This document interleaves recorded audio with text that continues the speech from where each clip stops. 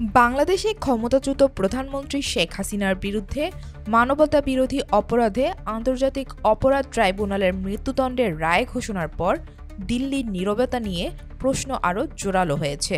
যদিও রায় ঘোষণার ঘণ্টাখানেকের মধ্যে ভারত প্রতিক্রিয়ায় জানিয়েছে এই রায় তাদের নজরে এসেছে। ঘনিষ্ঠ প্রতিবেশী হিসেবে ভারত যে বাংলাদেশের মানুষের স্বার্থে অঙ্গীকারাবদ্ধ থাকবে, বিবৃতিতে এও বলা হয়েছে।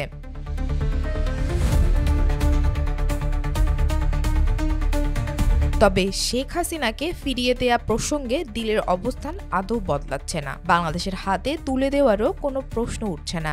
বস্তুত শেখ হাসিনা জবে থেকে ভারতে পা রেখেছেন, মানে সেই ৫ আগস্ট ২০২৪ থেকে আজ পর্যন্ত তাকে আশ্রয় বা আতিথেয়তা দেওয়া নিয়ে ভারতের অবস্থান অবিকল একই রকম আছে।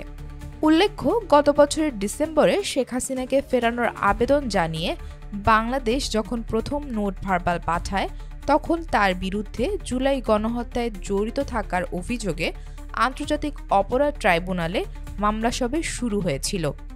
কিন্তু সে সময়ে দেশের বিভিন্ন স্থানে আওয়ামী লীগ নেতামন্ত্রীদের বিরুদ্ধে হত্যা মামলা দায়েরের ঘটনা, আদালত প্রাঙ্গণে সাবেক শিক্ষামন্ত্রী দীপু মনিকে প্রকাশ্যে হেনস্থা করা এবং আনিসুল হক ও সালমান এফ রহমানের ওপর কিলঘুষির মতো হামলা, এসব দৃশ্য ও নতুন মামলাগুলোর উদাহরণ টেনে ভারতের পররাষ্ট্র ও স্বরাষ্ট্র মন্ত্রণালয়ের কর্মকর্তারা তখন অনানুষ্ঠানিক আলোচনায় স্পষ্টই জানিয়ে দেন, শেখ হাসিনাকে বাংলাদেশের হাতে হস্তান্তর করা হলে তিনি রাজনৈতিক প্রতিহিংসার শিকার হতে পারেন।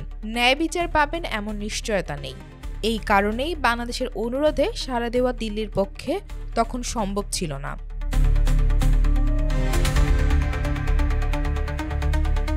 অন্যদিকে ২০১৩ সালে বাংলাদেশ ও ভারতের মধ্যে স্বাক্ষরিত প্রত্যাবর্তন চুক্তিতে একটি গুরুত্বপূর্ণ ধারা রয়েছে, যেখানে বলা হয়েছে যার প্রত্যাবর্তন চাওয়া হচ্ছে তার বিরুদ্ধে অভিযোগ যদি রাজনৈতিক প্রকৃতির বলে বিবেচিত হয়, তাহলে অনুরোধ প্রাপক দেশ তা খারিজ করতে পারবে।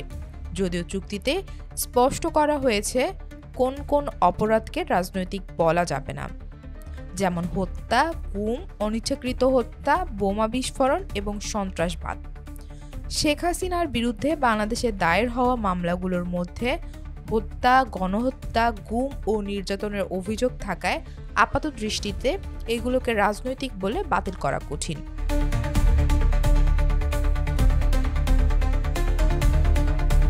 দু ২০১৬ সালে চুক্তির সংশোধনী আরও এক ধাপ এগিয়ে হস্তান্তরের প্রক্রিয়াকে সহজ করে দেয়।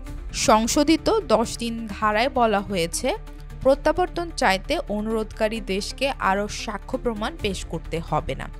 শুধু আদালতের গ্রেফতারি পরোয়ানা দিলেই সেটি বৈধ অনুরোধ হিসেবে গণ্য হবে। তবুও চুক্তিতে এমন কিছু ধারা রয়ে গেছে যা প্রয়োগ করলে যে কোনো অনুরোধ প্রাপক দেশ চাইলে ফেরত দেওয়া প্রক্রিয়া আটকে দিতে পারে। যেমন, যদি সংশ্লিষ্ট দেশের অভ্যন্তরেই ওই ব্যক্তির বিরুদ্ধে কোনো প্রত্যাবর্তনযোগ্য অপরাধ মামলা থাকে, তাহলে সেটিকে কারণ দেখিয়ে অনুরোধ বাতিল করা যায়। শেখ হাসিনার ক্ষেত্রে এ পরিস্থিতি প্রযোজ্য নয়, কারণ ভারতে তার বিরুদ্ধে কোনো মামলা নেই।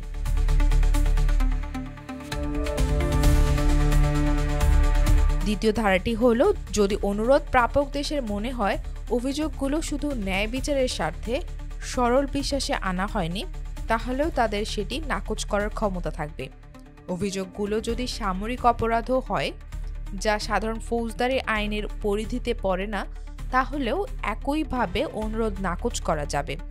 ফলে ভারত এখনও অনায়াসেই বলতে পারে শেখ হাসিনা বাংলাদেশের সঠিক ও সুষ্ঠু বিচার পেয়েছেন বলে তারা মনে করছে না, এবং সে কারণেই তাকে হস্তান্তর করা সম্ভব নয়। শুরু হয়ে গেছে বলে জানিয়েছেন আন্তর্জাতিক অপরাধ ট্রাইব্যুনালের প্রসিকিউটর গাজী মনোয়ার হোসেন তামিম। রাবিতা খন্দকার, বাংলা বাজার পত্রিকা।